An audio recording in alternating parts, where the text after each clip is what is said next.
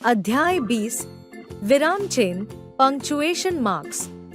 विराम चिन्ह punctuation marks लिखते समय वाक्य के अर्थ को स्पष्ट करने के लिए जो चिन्ह लगाए जाते हैं उन्हें विराम चिन्ह कहते हैं। विराम चिन्हों के प्रकार काइंड्स ऑफ पंक्चुएशन मार्क्स। विराम चिन्ह निम्नलिखित प्रकार के होते हैं। एक, पूर्ण विराम, जहाँ पर कही जाने वाली बात पूर्ण हो जाती है, अर्थात वाक्य के समाप्त होने पर पूर्ण विराम लगाया जाता है। चिन्ह है जैसे खेल समाप्त हो चुका है, सब लोग अपने अपने घरों को लौट रहे हैं।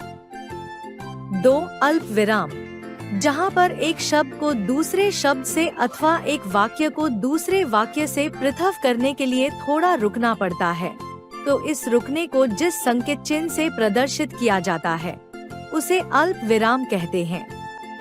अल्प विराम में पूर्ण विराम की अपेक्षा बहुत कम अर्थात 1/4 रुकना पड़ता है। इसका चिन्ह है जैसे अनीता, कामना और शोभना परस्पर सहेलियां हैं। आप चलो, मैं कल आऊंगा। 3, अपूर्ण विराम, जहाँ पर वाक्य पूर्ण नहीं होता और उसे पूर्ण करने के लिए आगे कुछ लिखाना होता है, तब वहाँ पर अपूर्ण विराम का प्रयोग किया जाता है। इसके स्थान पर लोग प्राय निर्देशक चिन्ह का प्रयोग भी करते हैं। अध्यायों के शीर्षकों आदि में भी संक्षिप्तता लाने के लिए इस चिन्ह का प्रयोग किया जाता है। अपूर्ण विराम का चिन्ह है जैसे शब्द रचना के तत्व, उपसर्ग, प्रत्यय और समास। 4, अर्ध विराम, वाक्यों में जहाँ पर पूर्ण विराम से कम तथा अल्प विराम से अधिक रुकना पड़ता है, तब उस रुकने को प्रदर्शित करने के लिए जिस संकेत चिन्ह का प्रयोग किया जाता है उसे अर्ध विराम कहते हैं। यह प्राय उस स्थिति में लगता है जब एक ही बात अथवा तथ्य से संबंधित वाक्य तो पूर्ण हो जाता है किंतु बात आगे जारी रहती है। इसका चिन्ह है जैसे सूर्यास्त होगा, तारे चमकेंगे, चांदनी छिटकेगी और संपूर्ण गंगा तट चांदनी में नहा जाएगा। 5, प्रश्न चिन्ह, जहाँ पर वाक्य में कोई प्रश्न पूछा जाता है तो वहाँ वाक्य के अंत में पूर्ण विराम के स्थान पर प्रश्न चिन्ह लगाया जाता है। इसका चिन्ह है जैसे आप कितने दिन के अवकाश पर हैं? आपकी माता जी का स्वास्थ्य अब वैसा है। 6, योजक चिन्ह, समस्त पदों में एक दूसरे के पूरक 2 शब्दों के मध्य अथवा पुनरावृत्ति आदि में योजक चिन्ह लगाया जाता है। द्वंद्व समास के समस्त पद तथा तत्पुरुष समास के समस्त पदों में प्राय उन स्थानों पर इस चिन्ह का प्रयोग किया जाता है जहाँ पर परसर्गों का लोप होता है। इसका चिन्ह है जैसे राजा रानी, आकार प्रकार, बार बार, भाई बहन, पथविचलन, देश प्रेम आदि।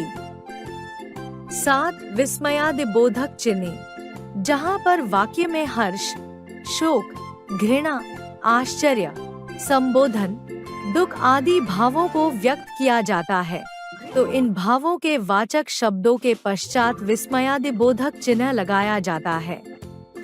इसका चिन्ह है जैसे हे प्रभु, आप तो बड़े दयालु हैं। उप, इस बिजली को भी अभी जाना था। 8, लाघव चिन्ह, किसी शब्द को संक्षिप्त रूप में लिखने के लिए लाघव चिन्ह का प्रयोग किया जाता है। इसका चिन्ह शून्य है जैसे माँ शून्य शी शून्य पशून्य, माध्यमिक शिक्षा परिषद, L शून्य के शून्य आडवाणी, लाल कृष्ण आडवाणी, उ शून्य प्रशून्य, उत्तर प्रदेश आदि। 9, निर्देशक चिन्ह, जहाँ पर किसी बात का उदाहरण दिया जाता है अथवा किसी का कथन उद्धृत किया जाता है, तो उस बात अथवा कथन को लिखने से पूर्व निर्देशक चिन्ह लगाया जाता है। इसका चिन्ह है जैसे माँ ने बेटी से कहा, बेटी, अब तुम सयानी हो गई हो, अपना अच्छा बुरा तुम स्वयं सोच सकती हो। 10, कोष्ठक, जहां हम अपनी ओर से किसी शब्द का अर्थ स्पष्ट कर देना चाहते हैं भले ही उसकी वहाँ आवश्यकता हो अथवा नहीं, तब हम इस चिन्ह का प्रयोग करते हैं। इसका चिन्ह डंड है, जैसे कृपण, कंजूस से प्राय लोग घृणा करते हैं। ये कोष्ठक 3 प्रकार के होते हैं। 11 उद्धरण चिन्ह, जहाँ पर हमें किसी दूसरे के कथन को ज्यों का त्यों लेना होता है अथवा किसी पुस्तक आदि के नाम को उद्धत करना होता है, तो उस उद्धत सामग्री अथवा शीर्षक के आरंभ तथा अंत में उद्धत चिन्ह लगाते हैं। इसका चिन्ह है। इनमें से प्रथम चिन्ह कथन के पहले लगता है और द्वितीय चिन्ह कथन के पश्चात। जैसे तुलसीदास ने कहा है, परहित सरिस धर्म नहीं भाई। जब किसी व्यक्ति विशेष, पुस्तक का नाम अथवा कोई शीर्षक आदि लिखना होता है, तो उसके पहले तथा बाद में 2-2 चिन्ह न लगाकर एक-एक चिन्ह लगाया जाता है। जैसे कालिदास, लाल बहादुर शास्त्री, मेघदूतम, बाइबिल, कुरान, गीता इत्यादि।